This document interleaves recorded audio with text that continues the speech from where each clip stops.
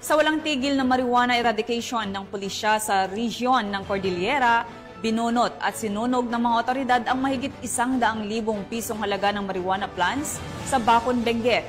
Police Master Sergeant Lenny Velario sa report.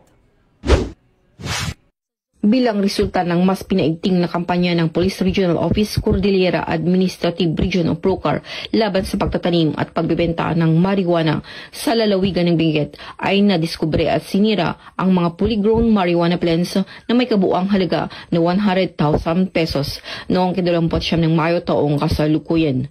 Ayon sa ulat mula sa Regional Operations Division ng Procar, isang plantasyon ng marijuana na natamnan ng 500 ng fully grown marijuana plants at may standard drug price na 100,000 pesos ang diskubre ng mga operatiba mula sa Bacon Municipal Police Station, Provincial Drug Enforcement Unit at Provincial Intelligence Unit ng Benguet PPO, Regional Intelligence Division ng Procar, Regional Intelligence 14 at ang Philippine Drug Enforcement Agency Cordillera Administrative Region sa kanilang isinagawang marijuana eradication operations sa Barangay Cayapa, Bacon, Benguet.